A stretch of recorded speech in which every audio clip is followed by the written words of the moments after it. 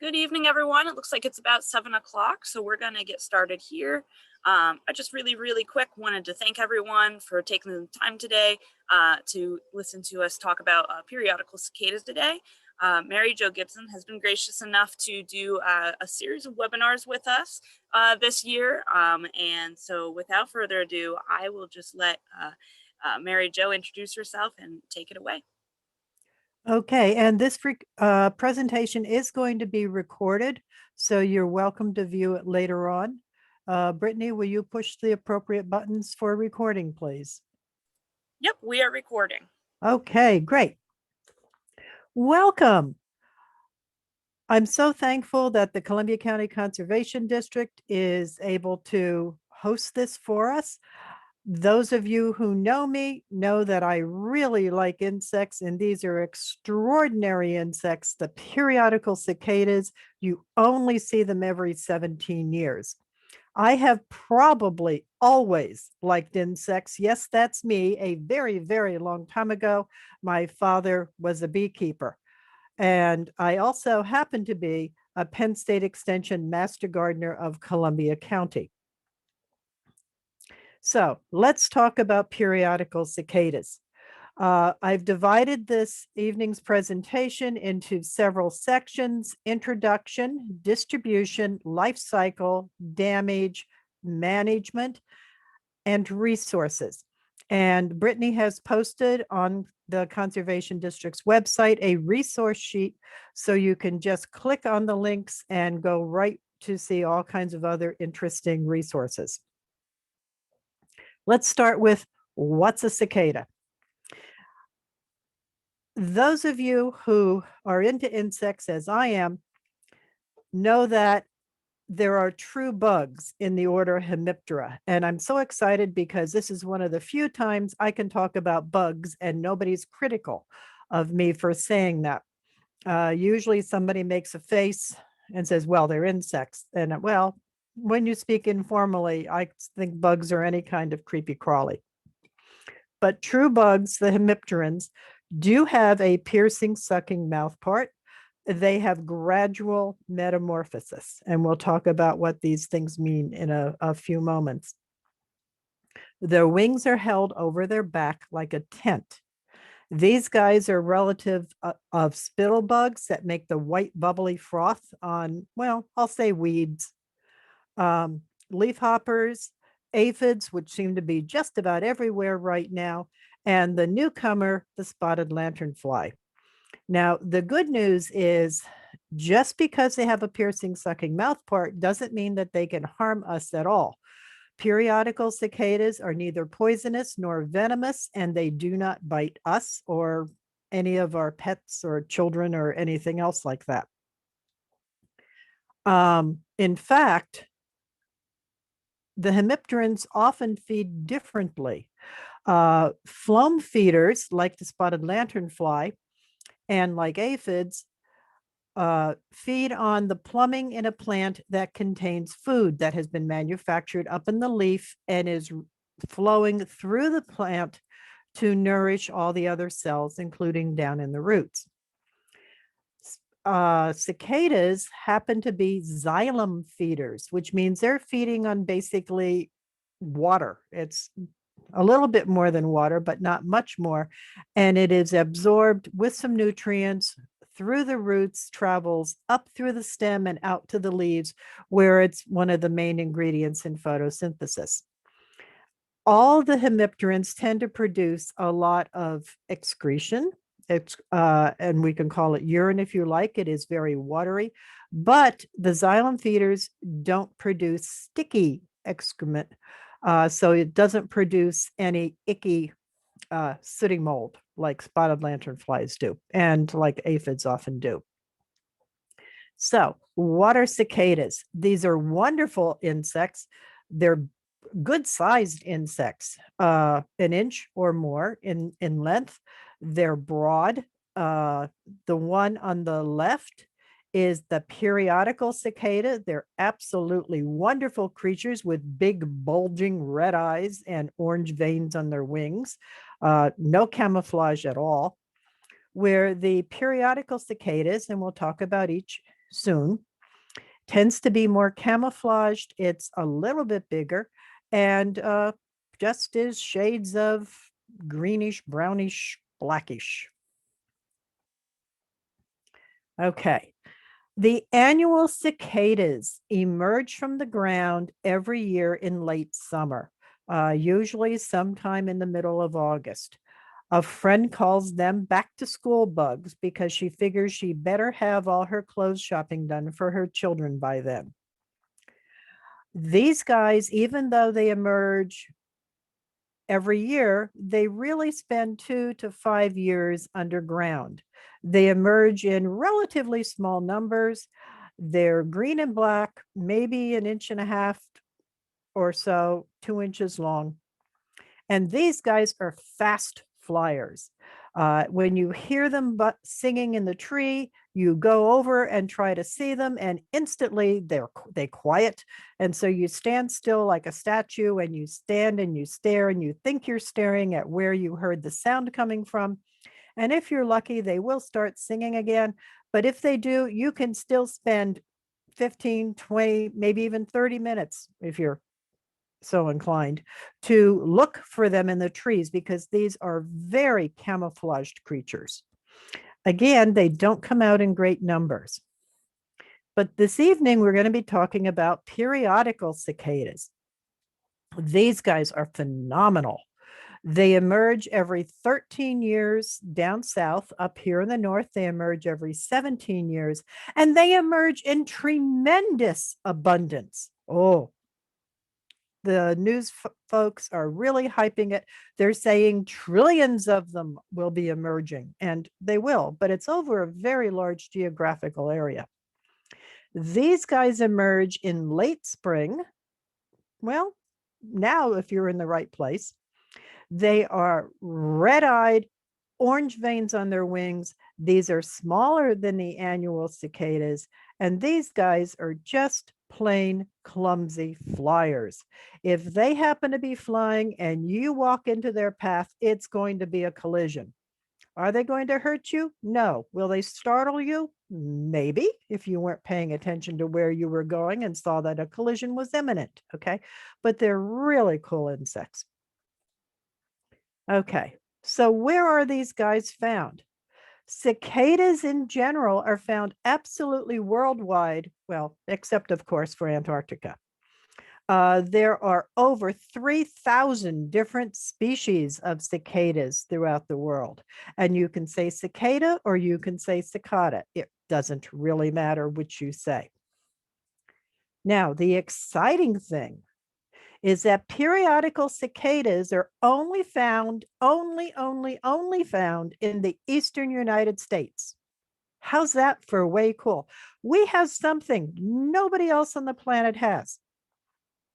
And this is the USDA Forest Service map, and all those nice colored patches represent different broods, and we'll talk about that momentarily, of the periodical cicadas. These creatures are forest creatures. And if you think about where that magical 100th meridian is, where the Great Plains starts, as you look at their western boundary, you realize they're starting to run out of trees there. They're not down in Florida, and a lot of Florida, depending on exactly where we are in geological time, was underwater.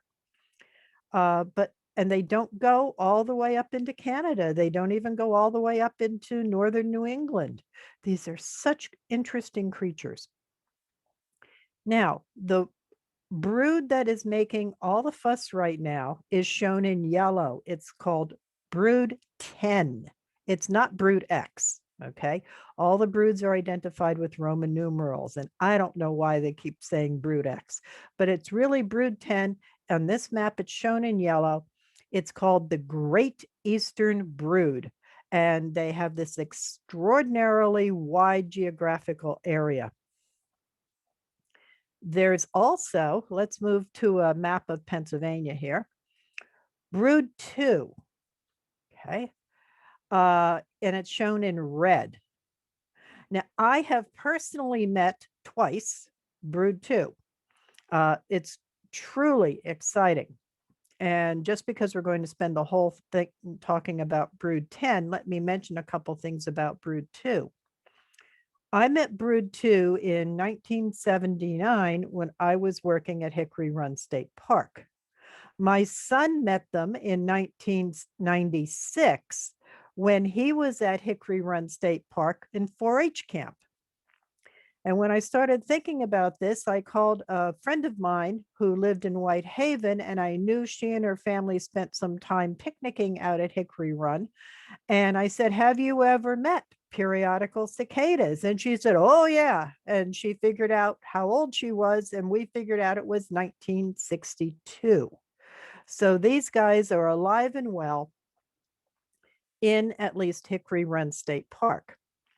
But there are other broods too. Let's see if I can get my handy dandy marker going here. There, let's try this. Okay. Out here in green toward the center of Pennsylvania. Okay. We have brood 14. Okay. They are due to emerge in 2025. Out in Western Pennsylvania in this light turquoise color, they emerged 2 years ago in 2019. And this purple area right here that includes southwestern Pennsylvania, okay, they emerged in 2016. But today's topic is what everybody's talking about, the yellow colors, brood 10. And right now, they're really emerging like crazy, a little bit southwest of Cincinnati, Ohio. And I'll show you a map that I downloaded last night from an app. Yes, there's an app for that. They're emerging in Washington, D.C. and Maryland. And we'll talk about what they need to emerge. But this is a very broadly distributed brood. Okay. Now, one of the questions might be, where can you see these? Well, I was talking with a friend and she said she met them down in Emmaus when she was a child down in southern Pennsylvania. These guys are really well distributed in southern Pennsylvania. An older friend of mine remembers riding her bike and having them squished under her bicycle tires, and that would be down near Carlisle. But I also talked to a friend who, and we figured out based on her age and her memory and when these guys emerged in 1970, brood 10, she saw them in Montour County, Liberty Township on Bald Top Road. And she explained that as you're going out of Danville and you're going south on Route 11, it's, I think she said, the first road on the right. And it was up near the Myers Bus Company. And she said it was absolutely unforgettable. And she was a child back then. So I suspect, unless there's been a whole lot of development somewhere near the Myers Bus Company on Bald Top Road, just south of Danville, that's going to be a place where you can meet brood 10. So here we are in Columbia County. And one of the reasons I point that out is there might be some of you joining us from greater Cumberland County area. Okay, I have some sources down there who put the word out down there, and you're likely to have a lot more of them than we are up here. Okay, so that's where we are. Okay, so I've been saying the word brood.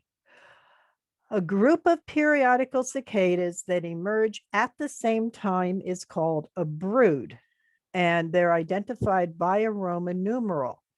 There are 12 different broods of 17-year cicadas. There are 3 broods of 13-year cicadas, primarily down in southern United States. Within each brood, and this is what I think is particularly interesting, there are 3 different species. And no, they stay separate species. They don't hybridize. And down south, where there are the 13-year cicadas, they actually are their own species. They tend to be closely related to ours, but there are also 4 different species down there. Okay. And there are ways to tell them apart, but we're not going to go into detail with that today. So, where are the counties of brood 10? Well, as you go through, there are like 39 of the 67 counties of Pennsylvania. In bold, I have added Columbia. We could add Lackawanna and Lycoming if you choose to, Luzerne County, Montour, Northumberland, yet I have never met these of brood 10. I know they aren't within 5 miles of where I mountaintop, and I know they're not within 5 miles of downtown Hobby Corners.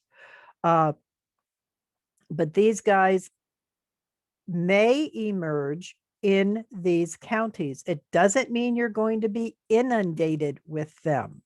Okay. The term that's usually used with periodical cicadas is locally abundant. And boy, are those understatements. Locally can be a very small area. You can go half a mile up the road and there won't be any. And abundant, oh yeah, you could have thousands of them in your backyard. And again, go up the road half a mile and there will be none. And that's what I learned about them when I was at Hickory Run State Park. Hickory Run is about 15,000 acres. They basically weren't in the public camping area, but they were all over the group camping area, as in Camp Chautauqua. And there were very few, you could hear them, but there were very few in the picnic area. And there were none up at Boulder Field, okay? Locally abundant. So how do these guys live? Well, the nymphs, and because periodical cicadas have gradual metamorphosis, there's an egg, a nymph, a nymph, a nymph, a nymph, probably another nymph, and then the adult. Okay, we are not 100% sure how many instars of nymphs there are under the ground. It is thought that there are 5. Okay, the nymphs live underground, perhaps as deeply as 2 feet underground, and they are feeding on the xylem, the watery sap that's in the tree roots. They don't cause any significant damage. Okay. They gradually work their way upward. If you're in an area where they're going to emerge, they're probably patiently sitting there just an inch or 2 or 3 or 4 under the surface. These guys don't emerge until after dark, and the soil temperature needs to be 64 degrees Fahrenheit. Usually, they emerge after there has been a rain and the soil is nice and soft. Okay. So it was cold, it was dreary, it was darned unpleasant for the last week or 2 or 3. But this week we have well above normal temperatures, lots of sunshine. So the soil temperature is really warming up. Might they start emerging tonight or tomorrow or the next day? Maybe. But perhaps this weekend when we have some showers, maybe that's when they will emerge. They know when it's best for them. Now, I mentioned these guys are forest creatures. When they emerge, they're hardwired to immediately climb up on a vertical surface. In a forest, that's going to be a tree trunk. Okay. If you have moved into the forest, maybe they're going to climb up on the wall of your garage. Maybe they're going to climb up on a trellis. Maybe they're going to climb up on your iris. Okay, whatever is vertical is what they're going to climb up on. And if these guys feed on tree roots, if you have moved into an area that was wooded and you have removed the trees, well, those tree roots died. And any cicada nymphs that were feeding on the tree roots have also died. But maybe you didn't cut all the trees down. Well, then those cicadas are still alive and well.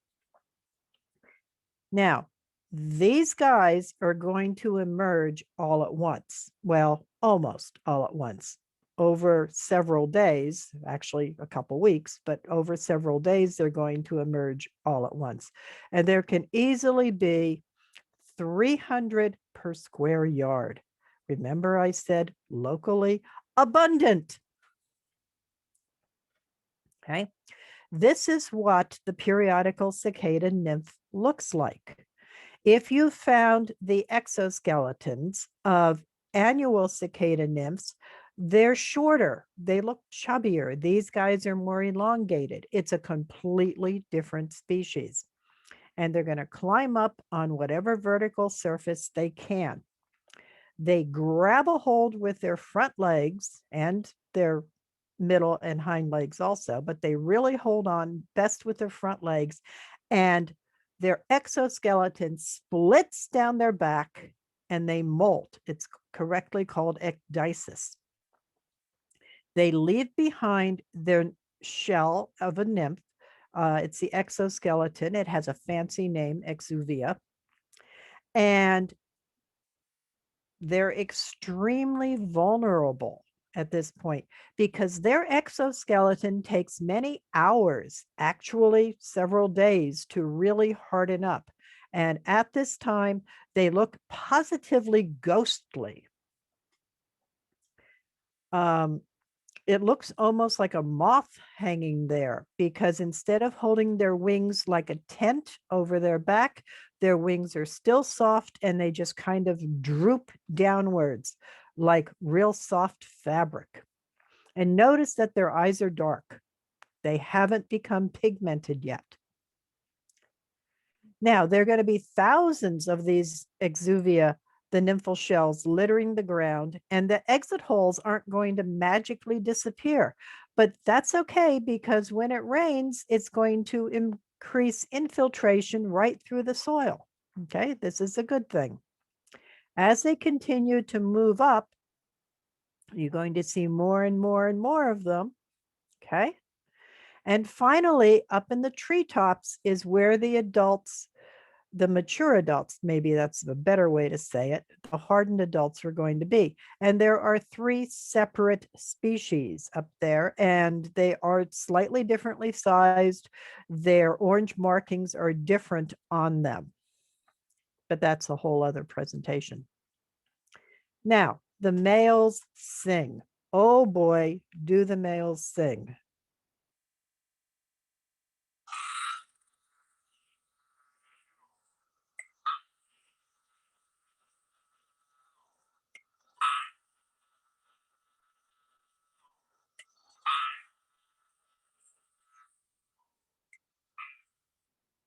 That's just one of their songs. That's a call of one of the species. They also have choruses, they have courtship calls, and then, of course, if somebody tries to grab them, there are distress calls. And each song is absolutely specific to the species. Now, the sounds are made by the males in timbal organs, okay? Both sexes have tympanum. That should be a familiar word to you. That's the word we use for our eardrums. And so both sexes are going to hear the sounds. Now, when I say these guys sing, and boy, do they sing, it is extraordinarily loud. 100 decibels in many cases, and that's like a chainsaw. Okay. Good news. Good news. They have a curfew.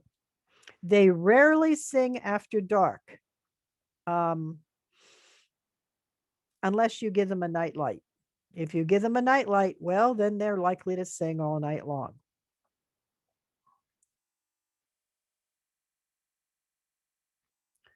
Okay. Now, if you're hanging out and the guy is acceptable, the girls might flick their hair a little bit. Well, female cicadas don't have any hair, so they flick their wing. and it makes an audible sound. And the boys know what that means. And so mating occurs, and then the female moves off to lay the eggs. Now, only the males are doing the singing, the females are only listening. Okay. When these guys start singing and the follow up mating occurs, the girls aren't going to start laying eggs for about a week to 10 days. Okay. And we'll talk about why we have that warning and why we might need to heed that warning.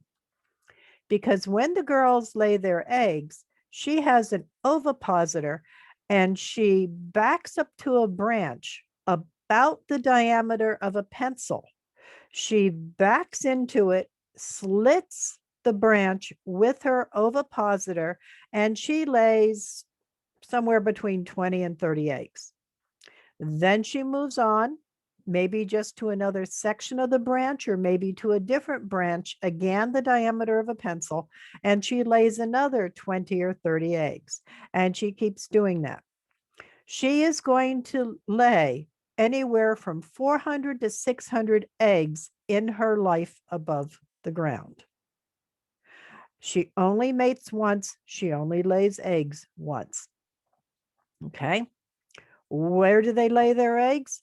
Basically, any tree or shrub, but mostly trees. They don't seem to like shrubs too much, usually. They don't usually lay their eggs in conifers. They think that the sap might be too sticky for them. And for some reason, they often don't select peaches. Okay. But any other tree that has branches the diameter of a pencil is fair game. So the eggs are going to sit there in the branch for 6 or 7 weeks. And in this picture, you can see how the eggs are maturing, and those are the little nymphal eyes showing up there. These are little bitty eggs, as you can see by them on the penny. When the nymphs emerge from the eggs, and that is the true hatch, okay? When the nymphs hatch from the eggs, they just kind of bounce down to the ground and they dig in the soil, and that's where they're going to be minding their own business for the next 17 years. Think about it. That's really cool. This is among the longest lived insects in the entire world. Now, in some areas, particularly tropical areas, there are termite queens that can live for 80 years. But most insects just live, well, anywhere from a couple hours to just a very few years, often only 1 year. This is so cool. Okay, let's talk about damage. Now, where she lays the eggs, that is going to weaken the branches. Usually beyond that area, the branch tips are going to die, and it's called flagging. A couple years ago, I was going south on Interstate 81. I honestly don't remember exactly where I was. I think I was headed down toward York, and there was a whole section where all the trees, and they were mostly scrub oaks, along the side of the road had flagging. And I went, oh, I wonder what happened. Ah, cicadas. I should try to go back in the archives and see when I was going to a workshop down there. I think I remember what the workshop was, maybe. Now, does this flagging cause any harm to the trees? If it's a large established tree, nope. It's just some natural pruning. For us, we have to get out there and pick up all the broken branches before we mow the grass, okay? Because where the branches have received egg laying, it's a little weakened and they're going to break off in strong winds. Now, if you find branch tips neatly clipped off your tree, particularly oaks or hickories, it could be the work of a really cool beetle called a twig girdler. And these beetles actually nibble all the way around the branch after they've laid their eggs, and the eggs don't emerge until the branch falls down on the ground. So depending on what's going on in your neighborhood, possibly you'll find something similar happening, but it's not necessarily cicadas. And if it was cicadas, you'd know it because you can't ignore these guys. Remember, locally abundant. Abundant is an understatement. Okay, now, how do we manage these guys? Whoa, I mean, they're going to be everywhere, are they? No, they really aren't. Remember, locally abundant. You might meet them, you might not. What about all that they're going to do? Well, let's talk about this. Let's look at it from the point of view of integrated pest management. Down here on the bottom, we're going to talk about cultural controls. Okay. And this is where we talk about prevention. Then as we go up the IPM triangle or pyramid, we talk about physical and mechanical controls, biological controls, and then the chemical controls. Let's grab a bottle of kills them all. Okay. What can we do? Do we need to do anything to manage periodical cicadas? Well, the first step is cultural control. People are always concerned about the orchard people. Okay, what about the people who make their living growing fruit trees? Well, if you make your living growing fruit trees, you know if you had periodical cicadas in your orchard 17 years ago, and you are planning for their emergence. Okay. Remember, it's the trees that have lots and lots of skinny branches. An established tree isn't really going to be harmed, just a little natural pruning. So the other day, right down the road from me, there was a fellow with an orchard who was planting 100 apple trees. And is he worried about periodical cicadas? No. Happens to be in Luzerne County. Might these emerge in Luzerne County? Sure. Do they emerge in his neighborhood? No. So there's no reason for him to be concerned about it. What if you're doing a landscape project? Well, there's things you can do. Why not just delay planting until late June or July? By then, the periodical cicadas are all going to be dead.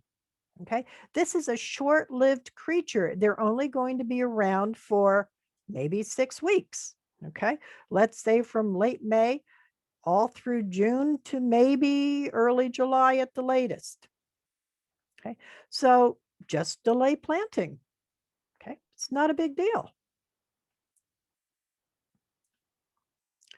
Now, let's move up the pyramid of management to mechanical. If you have young trees, enclose them in mesh. Okay, the mesh needs to be at least 3/8 of an inch or smaller. Bird netting is usually 1 inch. The periodical cicadas, any cicada is going to go right through that. They're not even going to slow down. But 3/8 of an inch, often what's recommended is 1/4 of an inch or smaller. Now, tulle, that meshy stuff that is with wedding gowns and ballet tutus, that will work. Well, you know, that's kind of flimsy fabric. Well, so what? It only needs to last 4 to 6 weeks. Okay. You do need to seal the bottom around the trunk because you don't want anybody to climb up and get inside the netting. Okay. And as soon as possible, when the cicadas are all dead, get out there and remove it because this mesh or cheesecloth or whatever you're putting over it is going to slightly limit photosynthesis. It's also going to slightly inhibit growth. So as soon as the cicadas are gone, get out there and remove it. Okay. Now, if you're going to enclose your small trees, get out there, make sure there isn't a bird nest in there. And if the cicadas have already emerged, and that's what you're really waiting for, whack the branches to knock all the cicadas out. Okay. Now, the next, oh, by the way, this is also in the big picture, the least expensive, most effective way to go. So what's the next step up the pyramid? Biological control. Well, let me assure you, everybody loves an all-you-can-eat buffet. Thanks to the U.S. Wildlife, we have a whole bunch of pictures here, and I just took a bunch. They happen to be in alphabetical order. And here we go at high speed. And this is just a sampling. Any creature that is not an absolute positively obligate herbivore is going to eat cicadas. So here we have the American kestrels and American robin and American toad and the bats and the black bears and the spiders and the bobcats and the brook trout. Yes, because these guys are going to fall in the water. And Canada geese and chipmunks. Oh boy, are the chipmunks. And coyotes and bluebirds and gray squirrels and tree frogs and flickers and leopard frogs and possums and praying mantis and raccoons and red foxes and red-winged blackbirds and screech owls and snapping turtles and yellow perch. And they're just the cute pictures I could find. And yes, even humans eat these. The Native Americans knew that these were going to be coming every 17 years, and they feasted on them. This is really good protein. In fact, in the 1600s, when the European settlers were new to North America, they were appalled. They were frightened by the emergence of periodical cicadas. They had never seen anything like this. Remember, this periodical cicada thing is only found in Eastern North America, specifically Eastern United States. The early settlers thought this was the biblical plague of locusts. And that's why some people call cicadas locusts. Now, those of us who are really into insects know that locusts are a type of grasshopper, totally unrelated insect. But this is how they were initially known. Now, the idea of all these creatures emerging at once is predator satiation, which means there are so many of them emerging, especially the first ones. The first ones are not really likely to be successful reproducers. They're likely to get eaten. I think of these guys as kind of like eating hard shell crabs. Okay, you're there with your friends and the server comes and dumps a bunch of hard shell crabs on the table in front of you, and you start eating and eating and eating, and it's good and it's a great time. And would you like more? And the server brings another kettle full, and you eat some more and you eat some more. And would you like more? And then you start eating just the big front claws. And then, would you like some more? No, thank you. I'm full. And that's really what happens with the periodical cicadas. They emerge in such abundance that the predators actually become full. Now, the AKC, way back in March, I think it was, sent out information about, oh, what if your dog eats them? Remember I said they're not poisonous, they're not venomous, they don't bite. Well, if you have one of those dogs that eats everything in sight, they might get a little bellyache, they might throw up. What can I say? It's not their usual snack, Okay, crunchy exoskeletons can cause a bit of gastric distress. After a while, your dog's going to ignore them. There's also a bunch of hype out there about copperheads. Okay, trust me, the copperheads do not try to synchronize their life cycle with the 17-year periodical cicadas, but they are opportunists. The periodical cicadas are not attractive to copperheads or any other snake. But if the snakes happen to be in the neighborhood and there's an emergence of periodical cicadas, then sure, they're going to take advantage of the situation, just like kestrels and robins and bluebirds and frogs. Okay, it's frankly not a big deal. Okay. Now, let's talk about briefly another kind of biological control. There is a fungal disease that affects periodical cicadas. We can call it an STD, a sexually transmitted disease, or we can call it an STI, a sexually transmitted infection. And it only occurs among periodical cicadas. It's not transmitted to any other insect. There seems to be a different fungal disease that affects the annual cicadas. This is a naturally occurring fungus in the soil, and it seems to be transferred to the nymphs as they emerge. It affects the female's ovipositor. Okay.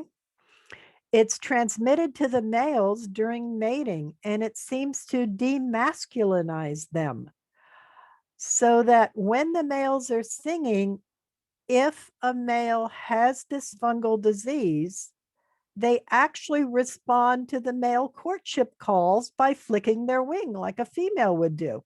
And then it's transmitted to other males. Is this 100% successful? Of course not.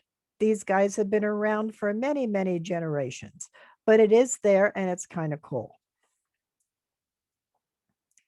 Now, if you happen to have soft, especially sandy soil, maybe you have met the cicada killer wasps. They're really quite intimidating, pretty much harmless, especially the males that are on patrol. They can't even sting you if they wanted to. But the cicada killer wasps coordinate their life cycle with the annual cicadas.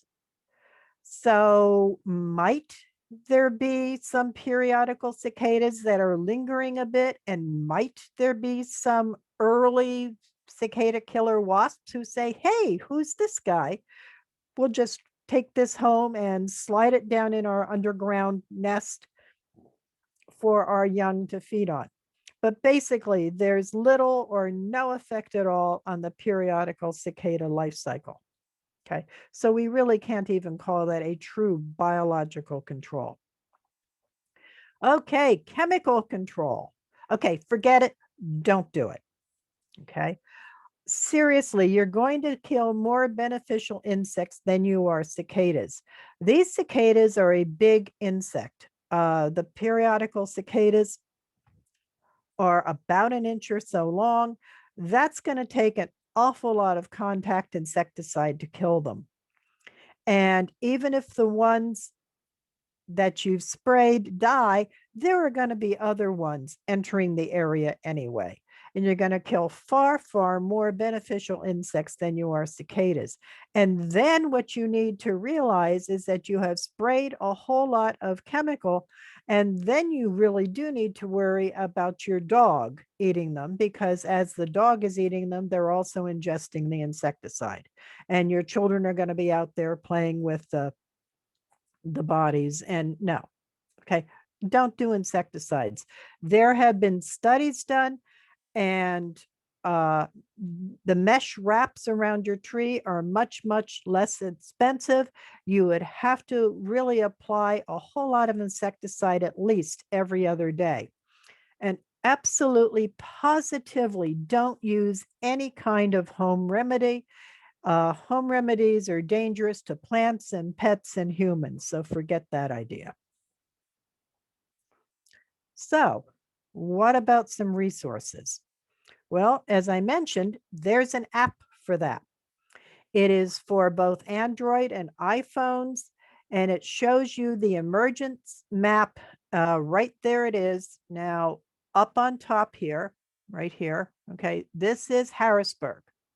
And you can adjust the size of the map any way that you want to, but I zoomed in so that you can see down here in across the southern border of Pennsylvania. This is from last evening, probably about 9:30.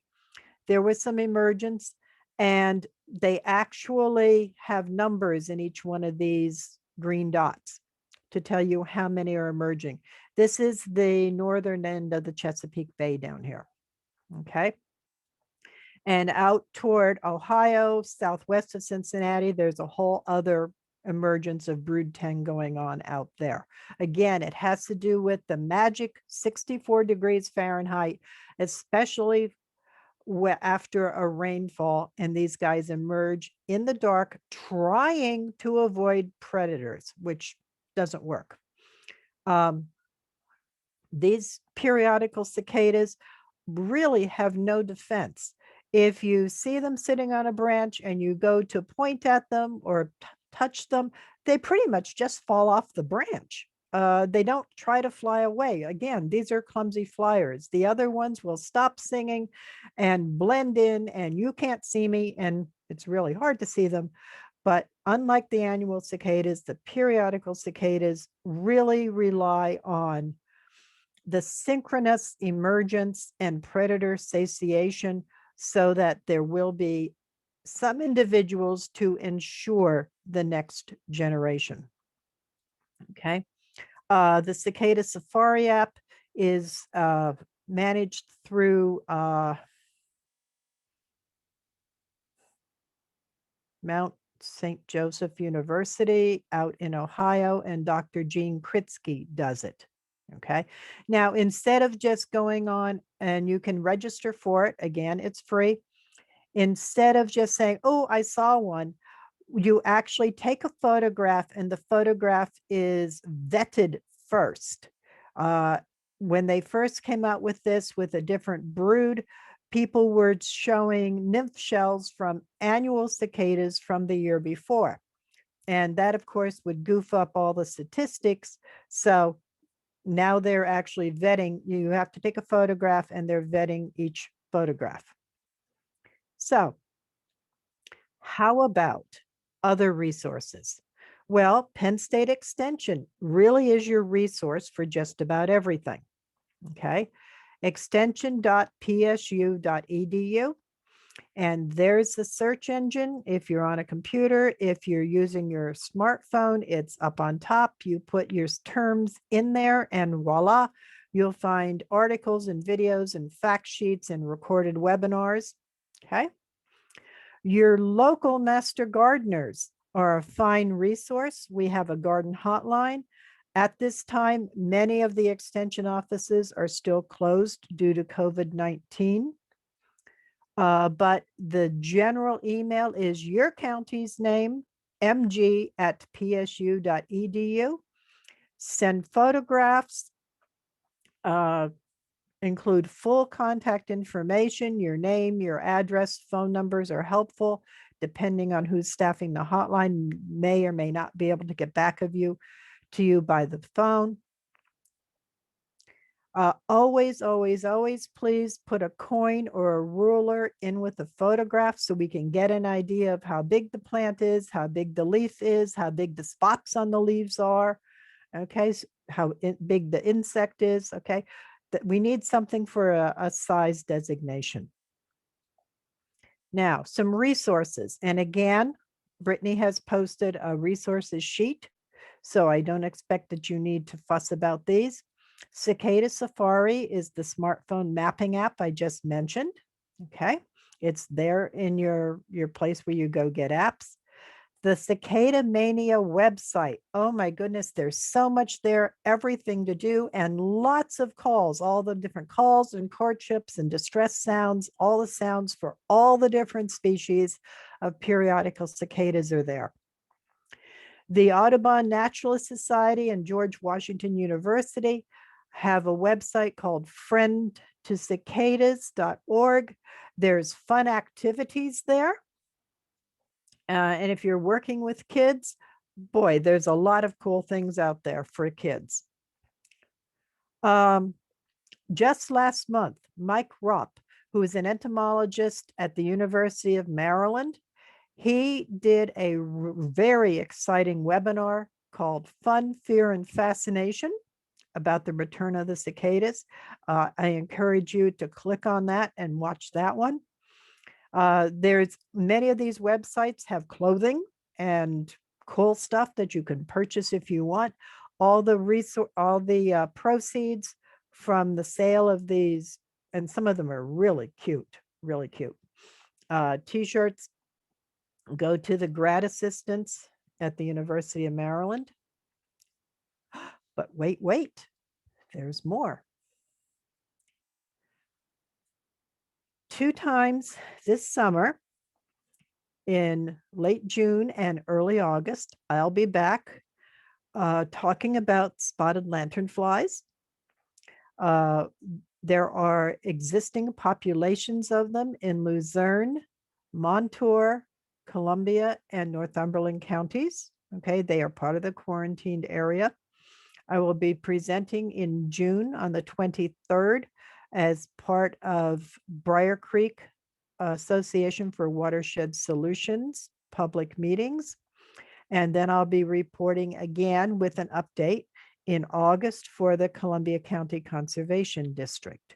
And everything is through the Conservation District. They're generously hosting these programs. Now, the favorite food, but not a required food, the favorite food of the spotted lanternfly is an old friend from Asia called tree of heaven. And the time to manage that, because it's a very tricky plant to manage, is late summer. So in late summer, in July 21st, I'll be talking about how to identify and control the tree of heaven. If you are interested in joining the Penn State Master Gardeners, we have an email list where we include local events. Just send an email with your full contact information to columbiamg@psu.edu, and I'll make sure you get on the email list. We do not share our email list with everyone. Usually the emails go out toward the beginning of the month. And that's the end of the commercial messages. So how about some questions? Okay. And if I get busy later on, I'm so glad you could join us this evening. Thanks for being at a program by Penn State Extension. Okay.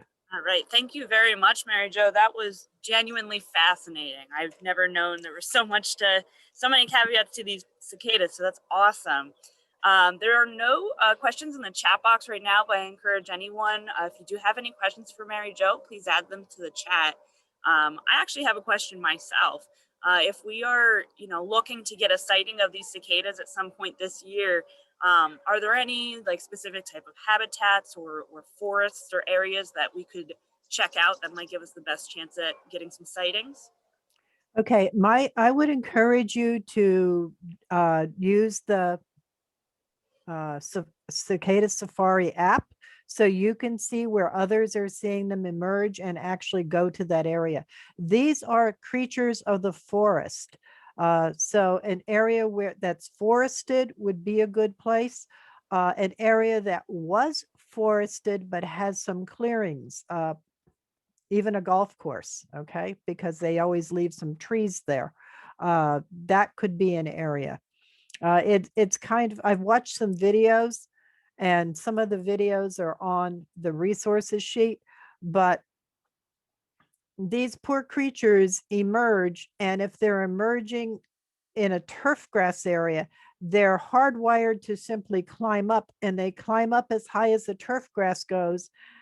And then there's nowhere else for them to go. And somebody's behind them also climbing up, and they push them off, and you just end up with hundreds, if not thousands, of writhing nymphs trying very hard to climb up on a vertical surface and not getting anywhere in the turf grass.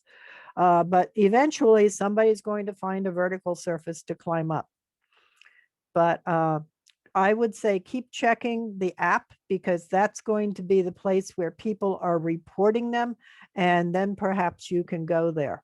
I don't know exactly, because when my friend Sherry was telling me about seeing them as a child, I don't know exactly if they were by the Myers Bus Company on Bald Top Road, just south of Danville, or not. But it's really, really locally abundant. I have not seen Brood 10, and if they were anywhere around, somebody would have told me, I think. And I hope to keep checking the app, and maybe it's a road trip. If not, well, I know where to find Brood 2 out at Hickory Run. Great, thank you. I actually do not see any other questions in the chat. But again, Okay. if anyone does have any questions, feel free to throw them in there. Hi, Bob. Thank you. This is kind of exciting. I talked about something I'm kind of passionate about, which are many insects, and I actually came in under an hour. This is cool. Woo! I was so afraid I'd go way over. So really great information, though. I learned a ton about insects and periodical cicadas in particular. So very much thank you for hosting this webinar with us. You're very welcome. I'm glad to do it. Okay. All right. Everybody, thanks for coming, and have a great night. Stay cool. Thank you. Good night. Good night.